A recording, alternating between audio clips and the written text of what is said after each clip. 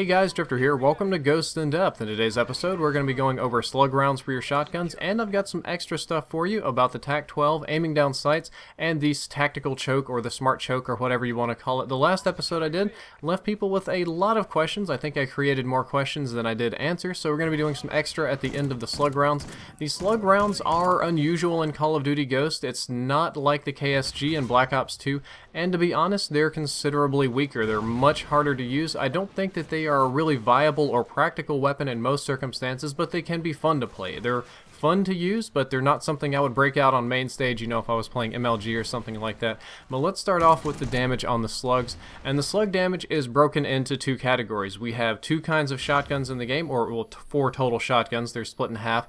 On the Bulldog and the MTS, which are the faster firing ones, they deal 100 damage per shot in close quarters combat, or per slug. They only shoot one at a time, and they drop off to 32 damage at a distance. What this means for you is that it will take between 1 and 4 shots to kill, just kind of depending on how far away they are, which is kind of crazy to think that slug rounds would take 4 shots to kill, but that was the balancing factor that Infinity Ward decided to put in. On the higher damage shotguns, or our big boy FP6 and TAC-12 shotguns, which are more popular, they still deal 100 damage in close quarters combat, and they drop off to 34 at a distance. There is a total of 2 damage points between the high and low damage slugs. However, that puts it over the critical 33 damage, and it moves it up to 1 to 3 shots to kill. So it's 1 less shot to kill at long ranges, and it'll have some other implications later.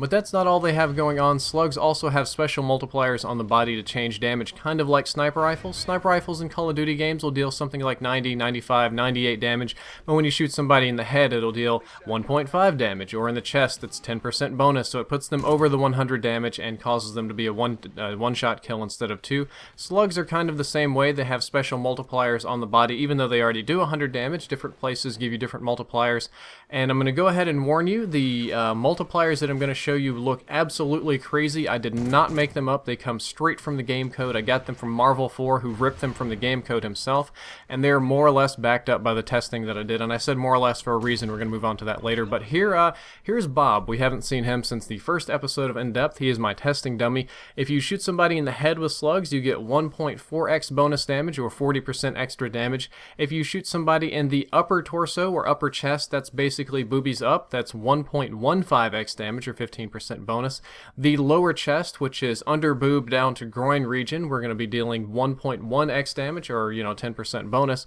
However, you're going to notice that there's some regions that aren't highlighted that don't have multipliers, being the upper right arm, the lower left arm, the upper right leg, and the lower left leg. Those deal normal damage. That's going to be the 100 if you're in close quarters combat, and there's nothing funny about them. But some of these other ones are highlighted in blue, and they deal only 90% damage. You get a 10% reduction when you shoot somebody in the hands, the feet, the upper left arm, the lower right arm, the upper left leg, and the lower right leg. I hope I said that correctly. And you got to remember the model's flopped. It's his right and his left. And this is crazy. I don't know who programmed this or why, but that's the way it is, and it's really legitimately weird. And yeah, that's interesting. We're gonna move on to range next, because I just can't bear to look at that for too much longer. Just like before, the slugs are broken down into 2 categories for range. It's the same 2 categories, the same 2 guns. The Bulldog and the MTS will drop, or the damage will drop from 100 to 32 meters, just the decrease in damage, between 7 and 19 meters, but they have infinite distance. They go infinitely. They go all the way across the map, and they don't ever disappear, but after 19 meters, they're going to be dealing that 32 damage. The 7 to 19 meters is just the drop point in the curve. If we're looking at the higher damage shotguns, such as the FP6 and the TAC-12, they're going to drop between 10 and 25.6 meters. Considerably better range, I think that's an improvement, and they also have infinite distance. Just some testing to confirm. If I shoot J-Hub in the chest in close quarters combat, he's going to die. Or if I shoot him in the upper left leg, that's his left leg, he's going to live. However, the upper right leg doesn't have a multiplier, so he's going to die in 1 shot, and as weird as that is, that's how it works.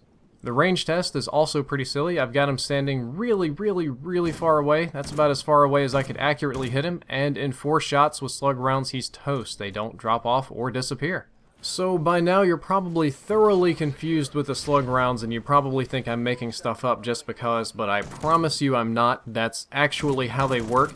And the number one way that I would describe slug rounds in Call of Duty Ghosts is inconsistent. Slug rounds are very inconsistent in this game, and if you use them, you're going to get a lot of hit markers. You're going to have situations where you one-shot drop people at crazy ranges and just shred through the enemy team, and then you're also going to have situations where you pound a guy and get absolutely nothing but hit markers, which is, it's pretty crazy considering how much damage a real-life slug does, but I believe it was done as some sort of balancing factor, because the KSG in Black Ops 2 was... It was a pretty crazy gun, and I think that they wanted to have slugs but not go quite so crazy as the KSG.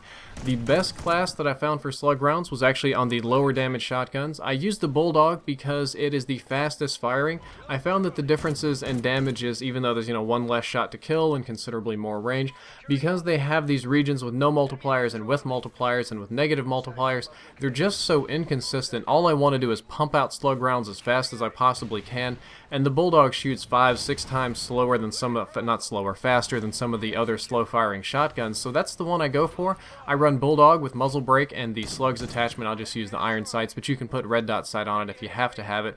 It's one of the few shotguns that grip really does anything if you spam it.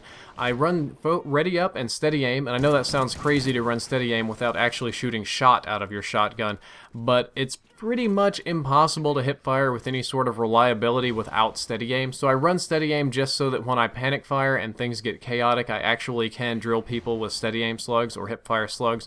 Quick draw is going to be a must because you want to aim down sights very quickly.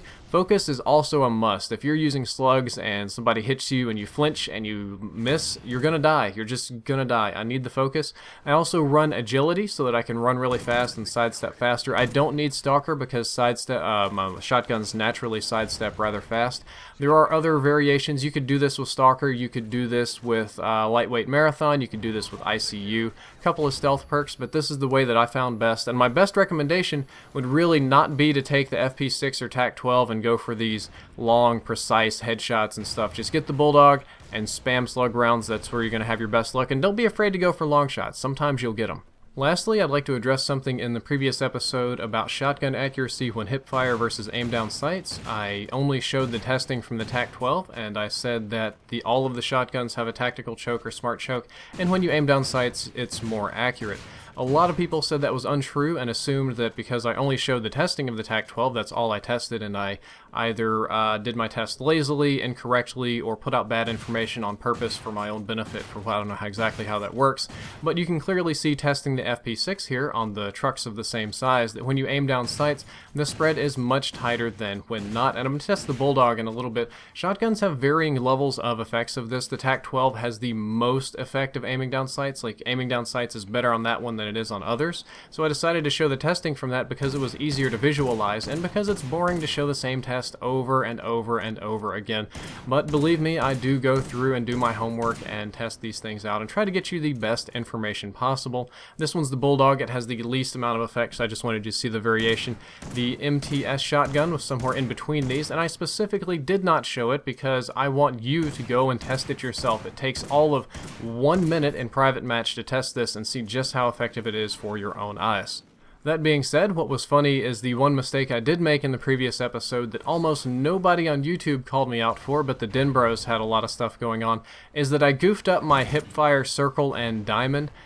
Previously, back in the day, there was a guy that gave me a lot of really awesome tips about Call of Duty and how the coding worked and some interesting things going on, and all of them turned out to be legit when I tested them, and he told me that the hipfire is a diamond and not a circle, and because his last 5 or 6 tips were really good, I just assumed that this was good to go and put it in there. I didn't really worry about it, and it didn't matter because mathematically when you tighten your radius, you're tightening a square factor, and that's the same as side squared on a circle or side squared on a square, radius squared on a circle, so it didn't really matter. But yes, hipfire is a circle and not a diamond. Well guys, that's all for this episode of In Depth. I hope that you enjoyed it, and I hope that you learned something useful. If you'd like to check out the previous episode, which was a more general guide on shotguns, the pellet kind, and what they do, you can click the box on the left, it'll open in a new window. And if you'd like to check out the next episode, which hopefully is going to be on armor piercing and I won't have to do shotgun myths again, that should be live in a few days. You can click that, and as always, if you enjoyed the content, don't forget to like, favorite, and subscribe. Drifter out. Shotgun myths. Apparently the last shotgun The gameplay that you're going to see is me using the Bulldog with shotgun. The Bulldog with shotgun. You're clever, Drifter. Come on. Hey guys, Drifter. Oh fuck, come on. class, which we're going to go over later, but let's go over these slug rounds of these fucking shit penis balls.